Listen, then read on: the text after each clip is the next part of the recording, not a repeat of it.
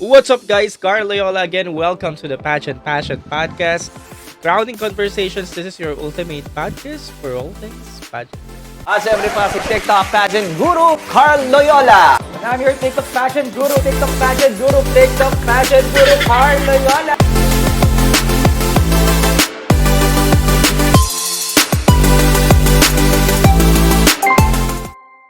Yes, happy Wednesday, January 28. Magandang umaga sa lahat. Actually, hindi to live sa TikTok.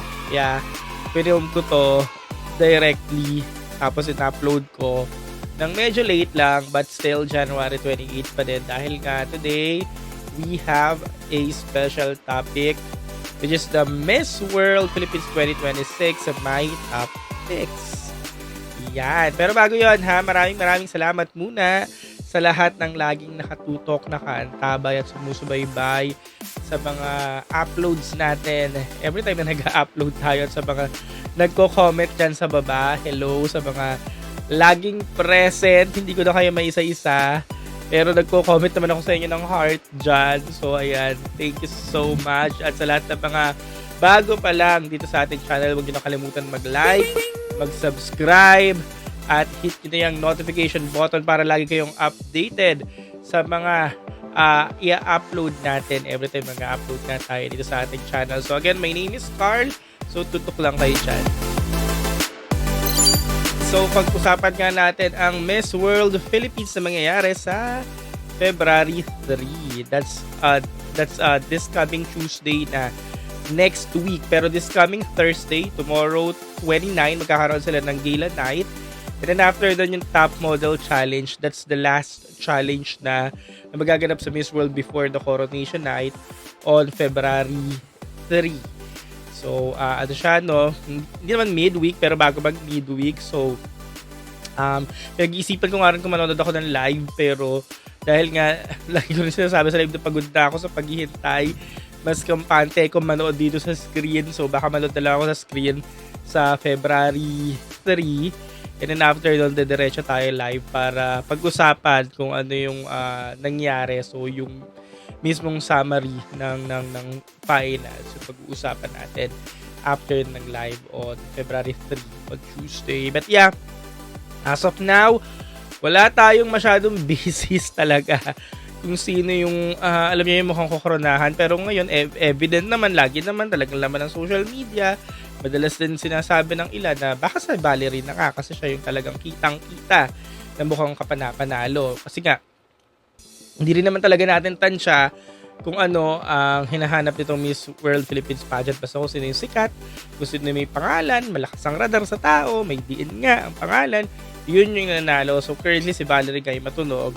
So tingnan natin kung sa kanya nga ibibigay. So sabi ko nga sa mga previous live ko, kung hindi pa nga talaga galingan ni Valerie, baka madaot pa sa kanya or masilat pa sa kanya ng ibang mga nakaabang dyan sa listahan. So mamaya sasabihin natin kung sino yung mga nakaabang pa ba sa listahan na pwedeng tingnan natin sumilat ng corona kay Valerie. But guys, there are 4 international, bukod sa Miss World, there are 3 na lang. There are 3 pa, so 4 total na crowns ang ipamimigay dito sa Miss World Philippines.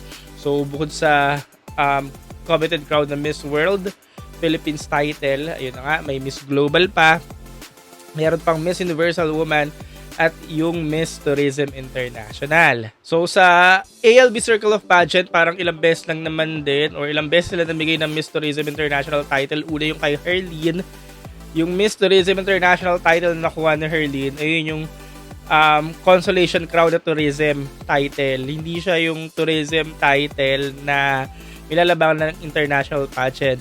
Same sa nakuhang title ni Bianca Tapia in 2024 sa Miss World Pageant. Yung kay Erlene, sa grad niya nakuha to noong 2023. And itong kay Bianca Tapia sa Miss World Pageant noong 2024. Pero ito, sure ako na ito lang yung mga consolation na tourism title. Kumbaga, sa Miss Universe, diba namimigay din sila doon ng Miss Universe Philippines Tourism Crown. So, ito din yon. Ganito, wala siyang equivalent na international title. Iba siya dun sa nakuha ni Justin Felizardo na Tourism World. Kasi nag-umpisa lang naman ng mga tourism title sa ALB. Simula na core nila yung binigay kay Justin Felizardo ng 2022 na lumaban nga si Justin Felizarta, eventually nag-first runner-up siya. So Tourism World, yung kay Justin Felizarta, yun yung UK base ng Tourism World. Kasi dalawa yung Tourism World, may isang China base at isang UK base. Yung China base, kung natatandaan nyo, doon nanalo si Cindy Miranda sa Binibining Pilipinas last 2013, nag-semi siya doon. Tapos itong si Justin naman, Tourism World, nag-first runner-up siya. Pero itong Tourism World kasi na pageant na ito, hindi siya annually nangyayari. Minsan every other year, every other 2 years, ganyan siya nangyayari. So yung Tourism World na to, ito yung nakuha ni Michelle Arceo last year sa Grand International Pageant. So, ngayon, 2026, hindi pa confirmed kung may Tourism World na pageant na magaganap. So, ito yung nakuha ni Michelle Arceo. And then sabi, yung tourism crown na ibibigay ngayon ay Tourism International. So, iba to sa Tourism World, sa Tourism International. Kung natatandaan nyo, may pageant na Tourism International. May Philippine delegate na isinabak sa Tourism International at sa Tourism World magkaibang taon, 2001 and 2002, and then eventually, siya rin yung nakakuha ng title 2001 and 2002. Yeah, galing siyang Binibining Pilipinas. Marica Reyes. Yeah, galing siya doon, and then siya yung nakakuha ng title. Runner-up siya, Binibining Pilipinas back in the days, and then na point, diba, siya yung nakakuha. Pero yun nga ang sabi, ang tourism title daw, na ibibigay ngayon ni ALVs, yung Tourism International na galing mutya ng Pilipinas. Kasi nga, kumpirmado na humiwalay na nga itong Tourism International sa mutya. Tapos, ito na nga na-acquired ni ALV at ito yung ibibigay ngayon sa Miss World Philippines pageant sa February 3. Kasi yung iba nagtataka, bakit kakapanalo lang ni Michelle Arceo last year? Tourism World, hindi pa nga alam kung saan lalaban, pero magbibigay na ulit ng tourism. Kasi nga, Tourism International title to. Iba dun sa napanalunan ni Michelle Arceo. Again, Justin Felizarta, Michelle Arceo, same tourism crown yon, Tourism World. Herlin Budol, Bianca Tapia, tourism title. Ito yung Konsong tourism title. Yung mema lang na tourism ka. Yung walang pinagkaiba sa nakuha ni Michelle D sa Miss Universe Philippines 2022 at Katrina de Maranan na sila yung Miss Universe Tourism Kineso during the Miss Universe Philippines pageant. Ang mga nilalabas pa rin naman na updates ngayon sa internet, ito nga anya ang ibibigay ni ALV, pero wala pa talagang direct confirmation from their pages na okay, Miss Tourism International, pero nga yung balita ngayon, nag-part ways na yung Miss International sa mutya. So, ito yung sinasabi ng mga pageant fans na ibibigay na nga sa ALV Pageant Circle. Though wala talagang pang as in publish na Miss Tourism International, pero ito na nga mukha talaga ang ibibigay sa ALV Pageant Circle. So, ayon sa aking research, ito nga galing siya sa mutya ng Pilipinas Tourism International. Nag-umpisa siya sa mutya 1975. Nag-start siya 1975. At ang huling kinoronahan nila, 2026, si Andrea Endicio.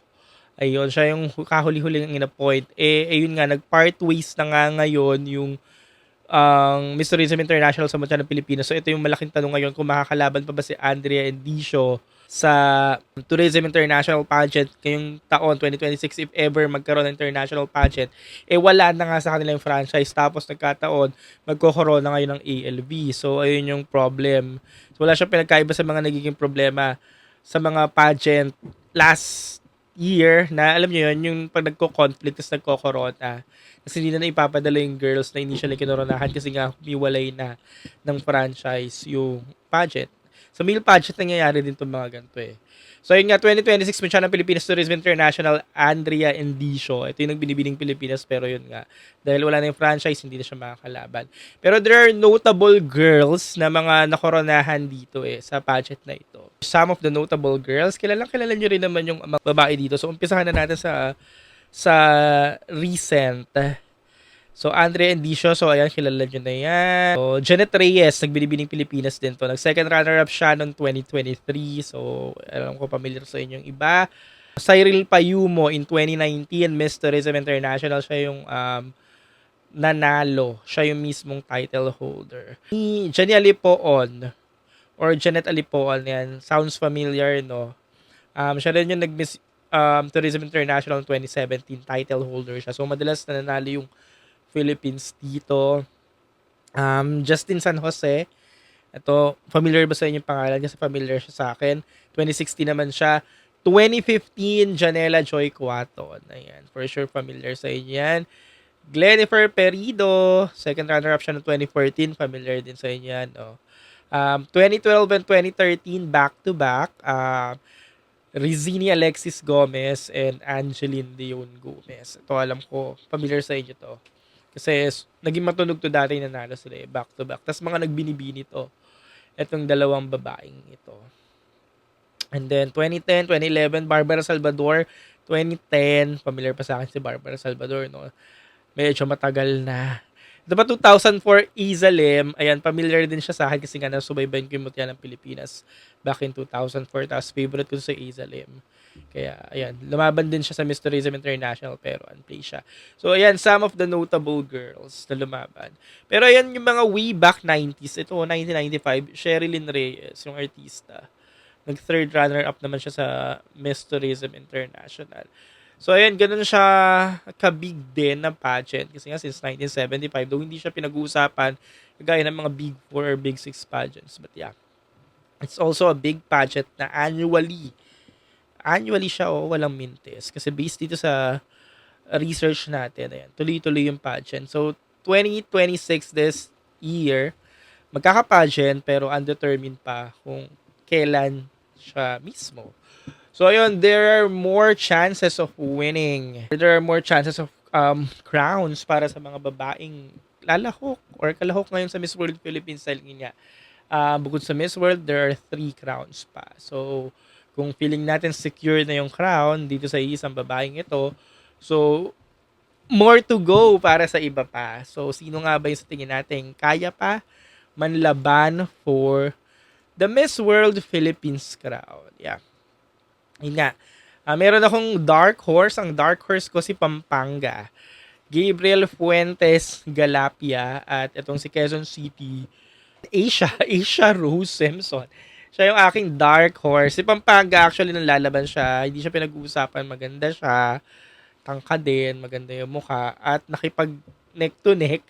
Or nakipag head to head sa head to head challenge kay Valerie. Silang dalawa yung head to head challenge winner. And as we all know naman, pag na-ace mo yung head-to-head, malaking chunk na talaga ng puntos mo yung mapupunta sa kabuang scores mo na makakatulong sa'yo para magka-corona. So, given na na-ace niya yon head-to-head, edi, it's something na, there's something na nakita or may kita yung judges sa'yo para ikaw yung pananalo. So, ayun, kahit hindi masyadong pinag-uusapan si Pampanga, pero dahil na-ace niya yun, malaki talaga yung akit ng pwesto niya.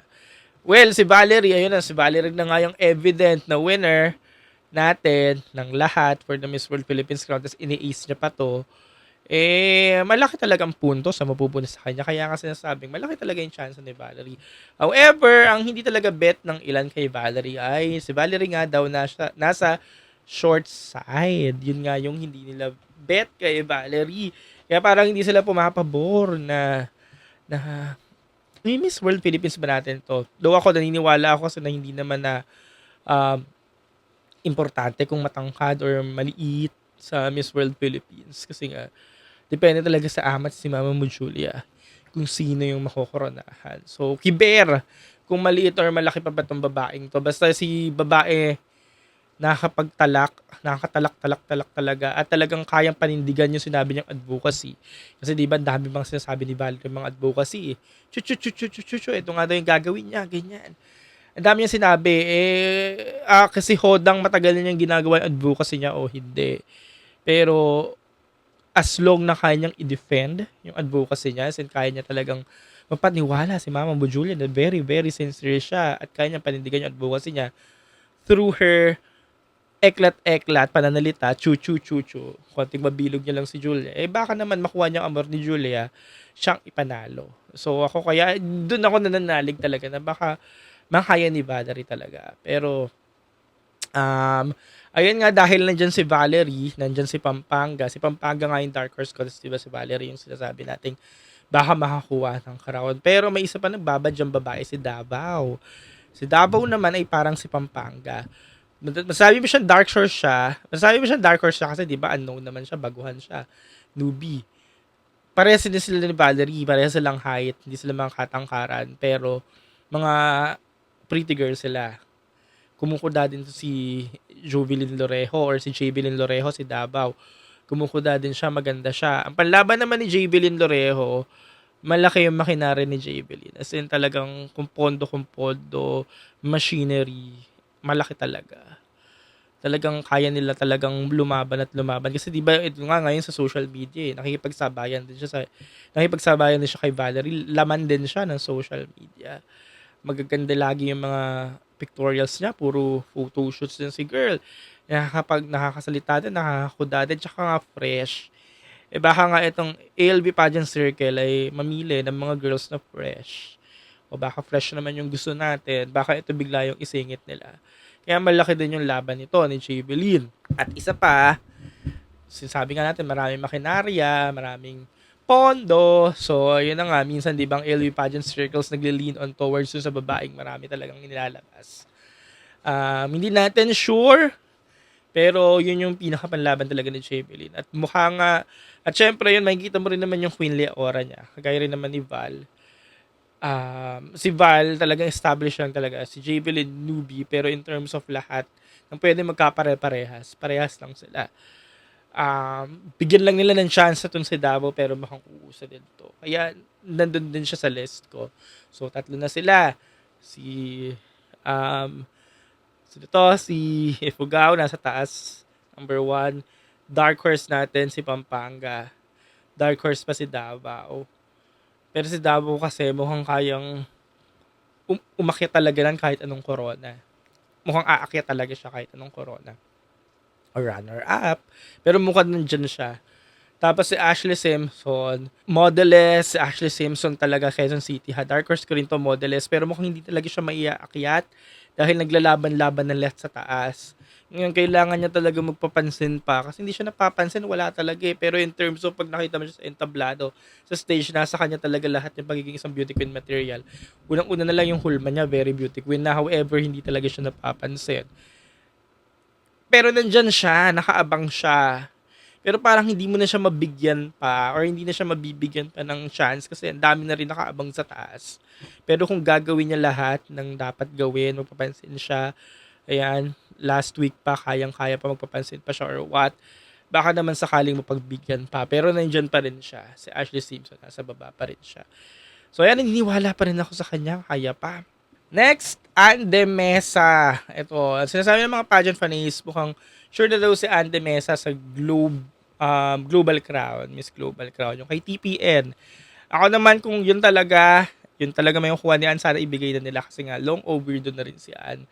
I believe nagawa na ni Ann lahat, napatunayan na niya lahat, dapat patunayan simula nung una natin siya nakita sa isang major pageant dito sa major local pageant dito sa Pilipinas. Yun nga yung Binibining Pilipinas 2022. Actually, hindi ko siya nakita, pero bago yon nag-Miss World Philippines na siya.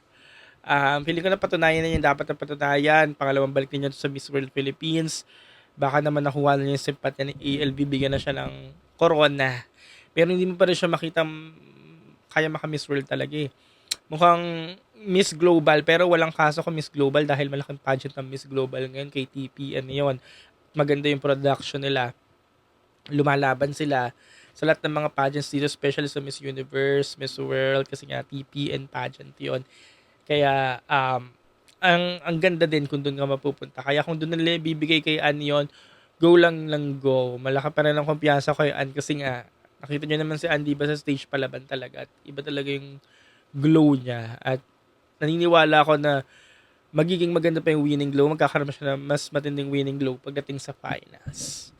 And syempre, nandyan din si Lorraine Ojimba. Ito nga, si Lorraine Ojimba. Ayan, beauty queen. As in, talagang lahat ng hulma ng beauty queen kinuha niya.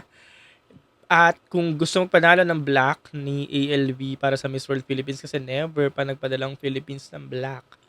As in, women of color sa Miss World pageant na nakasasyon ng Philippines, baka kunin nila si Lorraine. Di ba naman, Miss Universe Philippines, nakapagpadala na tayo ng first ever black sa Miss Universe pageant ng Philippines Sash. Malayin nyo naman, si ALB gusto na rin magpunta sa directions na yon, baka naman ibigay nila kay Lorraine. Kasi sa Lorraine nga, deserving din naman.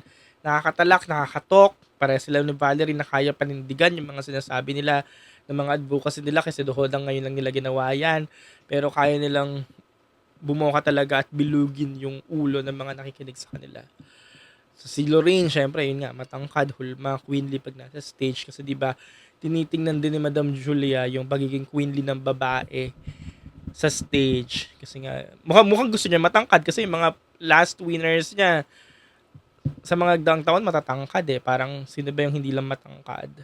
Or medyo maliit. Pero lahat matatangkad, mahaba, mga modelist talaga. Mahaba ang leeg, galamay, ganyan. Kaya si Lorraine Ojimba, check niya talaga. Now, yun ay kung gusto ni ALB or ng Miss World Philippines pageant. Kaya nandyan pa rin siya. Tapos, Marisa Delgado, nandyan din siya. Ang concern lang kay Marisa Delgado is yun nga. Kilala natin si Marisa Delgado na multiple times na nag-represent ng states niya sa Miss USA pageant. Bago niya nakuha yung representation mismo nung states na yon para makasali sa mismong Miss USA pageant. So, parang nakatatak na yun sa kanya, yung pagiging Miss USA pageant. Yun yung lagi natin naaalala. So, kung hindi lang medyo, alam nyo yon, hindi lang medyo concern yon, pwede siya makaronahan. Pero kung malaking concern yon para sa atin, na nakakaalala lagi na Miss USA siya, baka yun yung maging hindrance sa kanya para hindi niya makuha yung crown. Alam mo yung pagiging in-depth niya sa Filipino culture natin, tradition, or yung knowledge niya sa pagiging Filipino, baka lang sakaling akalain ng lahat kulang pa, kaya hindi siya yung piliin para sa crown. Pero kung tutuusin, alam niyo yung aesthetic niya, yung alin din, modelist, tangkad, habaan, queenly, nandun talaga. Pero yun nga, kung gusto ng karamihan ng Philippine sash bearer ay talagang laking Pinas talaga, eh hindi siya. Pero yun, gustong-gusto ko yung prototype niya. As in, yung nakita ko siya personally, sobrang shook talaga ako. As in, oh, wow. Sa kanya nga ako siya yung nag-number 1 ko na yung press presentation, di ba?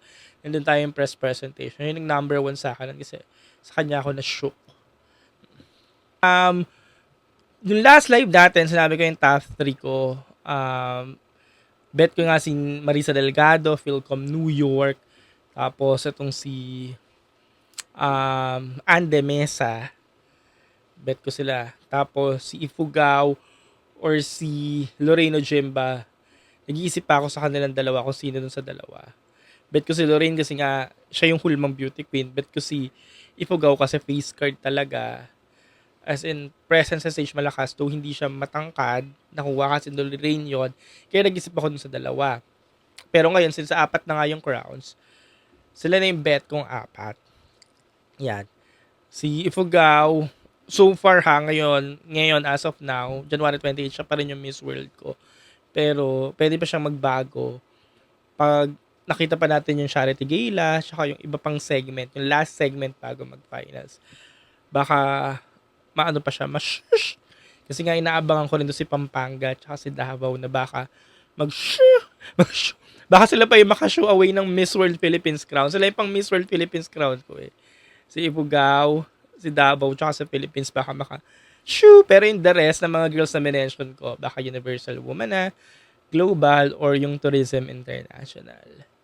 So kayo ba? Sino ba yung mga bet nyo as of now? May mga bet na ba kayo? Sino yung top 6 nyo? Top 6, top 7 ata ito sinabi ko. So, una, dark horses ko for the Miss World Philippines crown mismo.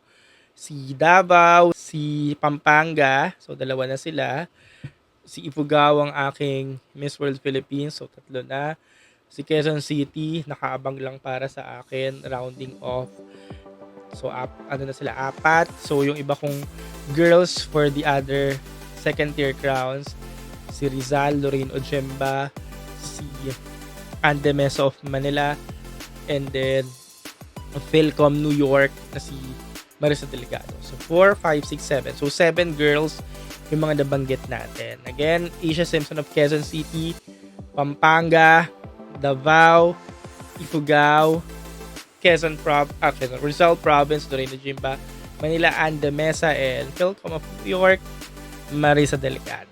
So yeah, there you have it mga pageant fanays. That's our Miss World Philippines top pick so far for January 28 before Charity Gala Night and Final. So that's my top picks. Again, pwede pa siya mabago as soon as we progress at matapos na tong mga challenges kineme nila, yung mga last challenges pa nila. Yeah, mababago pa siya. Pero yun nga, maraming salamat ulit ha sa lahat ng mga nanood, sa mga bago kong subscribers. Yes!